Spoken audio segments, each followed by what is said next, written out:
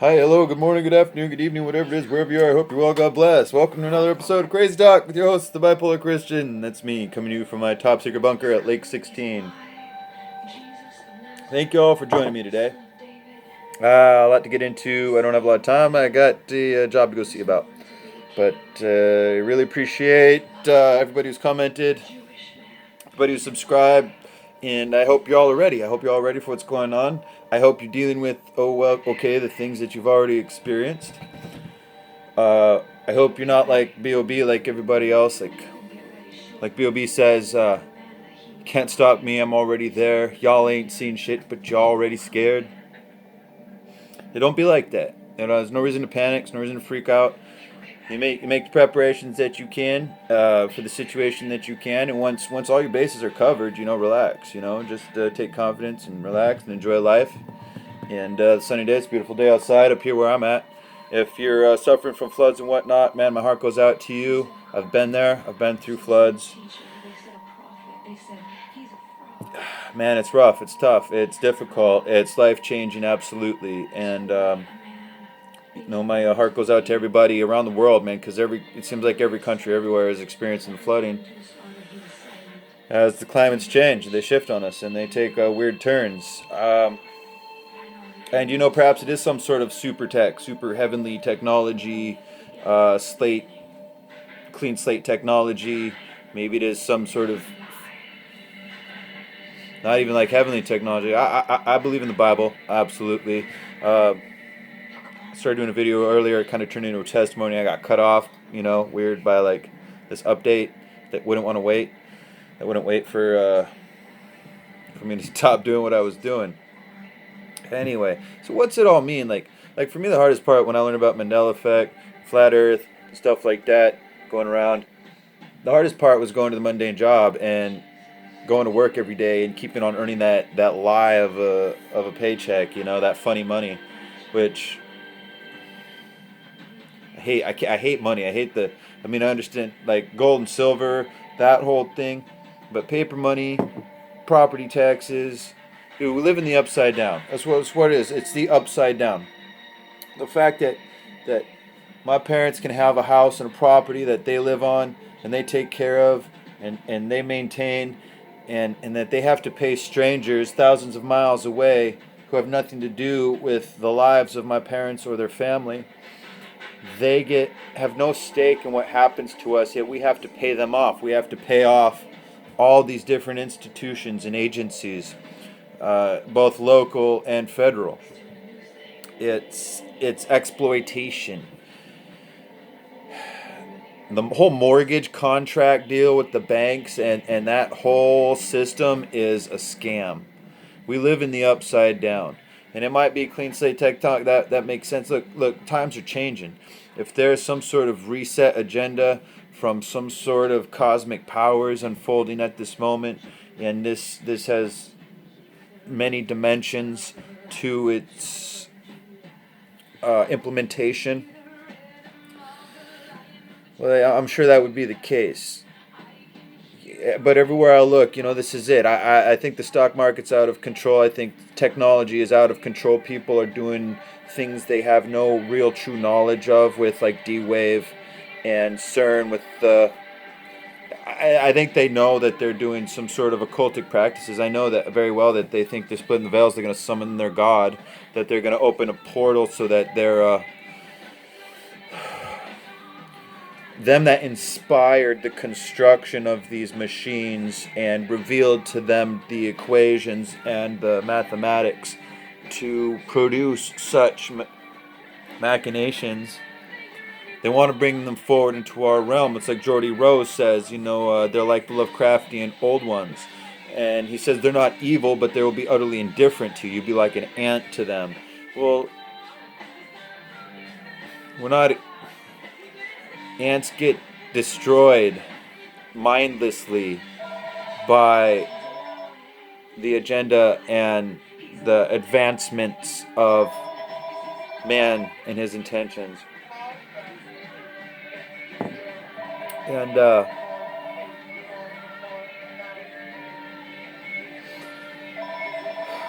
phone rings all day.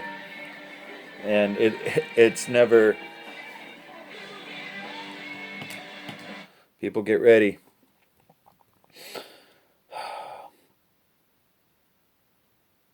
Things are changing, and they're changing dramatically, and they're changing quickly, and they're changing in every facet of human society and human existence. Technology has gone far beyond the average person. Your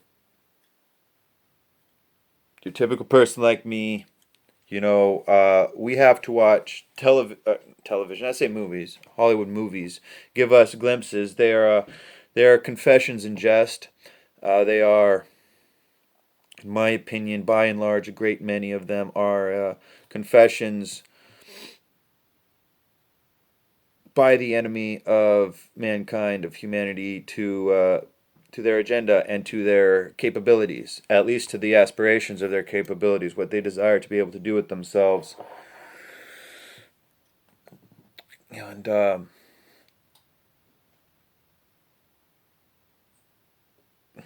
my dad always told me, pay very close attention, boy. It may be there is wisdom in the ramblings of madmen. And I flipped that too. Also, this is very true. It's very true. We need to pay very close attention and get the truth out of wherever it may be found. But flip that too. Said, Dad, always pay very close attention. It may be there is madness in the ramblings of learned men, as we are finding out today. There is absurdity in our textbooks and the mathematics that are jammed down our throats. Like we won't actually we won't actually learn them and put them to work. Measuring the circumference of the Earth, and then doing experiments to see if there's any other model by which the variations of shadow lengths can be explained. The elementary explanations that are so easily that they continue to put forward as evidence of what they say is truth are so easily debunked if you just do the math yourself. Look at the numbers they give you, clear your mind and do the math yourself. And it's very simple math. It's not like advanced equations or something when you're talking about the circumference of the earth or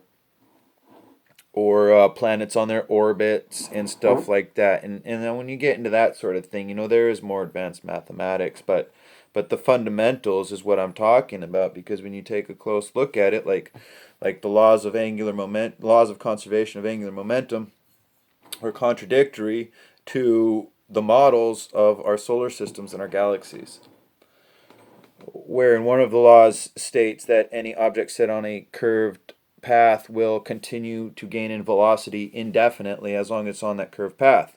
Meaning that, and so just simple question, is everyone in agreement that a circle, such as the orbit of a planet, even if it's elliptical or not, any sort of orbit is a curved path, right? Any sort of orbit is on a curved path, which means any object on an orbit will continue to gain in velocity indefinitely in accordance to, I believe it's the second law. You have to look it up, of conservation of angular momentum.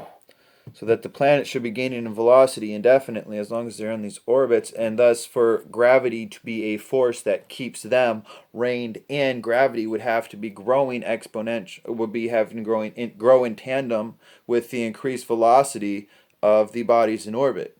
But we're told that gravity, as mysterious as it really is when you look into it and they don't know anything about it, but gravity, we're told, is a constant force and very weak. The fundamentals right there, it just falls apart. It doesn't make sense. So, and I'm a layman. I'm a very basic person. I'm not stupid, but I'm not an expert. Expert means you have experience in. That's all it means to be an expert. If you have experience in a field, you're expert. If you have experienced something, you're an expert in it. It's technically the truth. At any rate, so look, what's it all mean? The point of it all, for everything, for all the craziness in the world, for whatever's going on in your life, in the world around you, I think the point is this: that we take ownership of our own life, that we seek out